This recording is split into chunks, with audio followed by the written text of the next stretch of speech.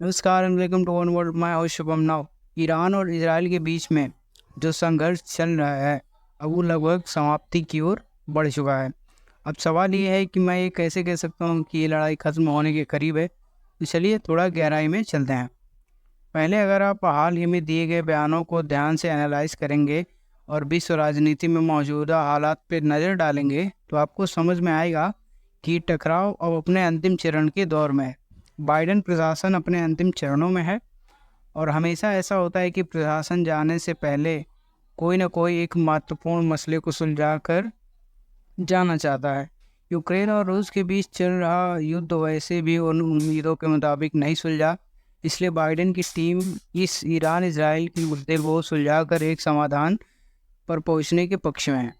अगर ईरान की बात करें तो वहाँ के सुप्रीम लीडर जो आयतुल्ला अली खामेनेई हैं, उनकी तबीयत भी गंभीर बताई जा रही है। इजराइल और यूएस के ताज़ा बयानों से भी ये संकेत मिलते हैं कि ईरान इस मुद्दे को और खींचना नहीं चाहता है। इसके पीछे मुख्य कारण है कि ईरान किसी फिलहाल नई लड़ाई में नहीं उलझना चाहता है, खासकर जब उसके नेता गंभीर रूप से बीमार है और अतिरिक्त तनाव देने के सक्षम में नहीं है।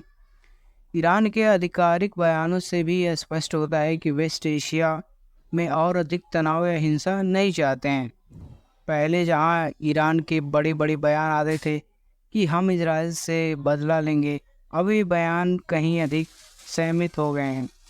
इसके अलावा ईरान की इंटरनल पॉलिटिक्स पर भी नज़र डालें तो आयतुल्ला अली खामेनेई की सत्ता की विरासत का सवाल है। खामेनेई के लंबे समय से सुप्रीम लीडर रहने के बाद अब उनके उत्तराधिकारी पर बहस तेज हो चुकी है।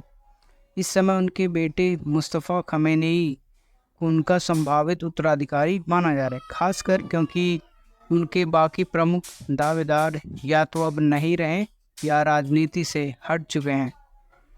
खामेनेई के बाद सत्ता कौन चलाएगा, इसे लेकर ईरान की जनता और धार्मिक वर्गों में भी मतभेद है। कुछ लोग मानते हैं कि मुस्तफ़ा खामेनेई की छवि इतनी लोकप्रिय नहीं है और उन्हें लोग सुप्रीम लीडर के रूप में नहीं देखना चाहते हैं, लेकिन आईआरजीसी का समर्थन उनके पक्ष में है जो उन्हें ताकतवर बनाता है। तो इस पूरे प्रतिपेक्ष को देखते हुए यह कहा जा सकता है कि इस समय ईरान किसी नई लड़ाई में उलझने के बजाय अपनी आंतरिक राजनीति या स्थिरता पर ध्यान दे रहा है। अब सवाल ये उठता है कि क्या यह संघर्ष वाकई में थमने वाला है या फिर और ज़्यादा भड़क सकता है। तो दोस्तों, वर्ल्ड पॉलिटिक्स के बड़े खेल में कोई भी चीज़ निश्चित नहीं होती है, लेकिन फिलहाल संकेत यही है कि ये टकराव कुछ समय के लिए थम सकता है। तो ये थी आज की पूरी अपडेट।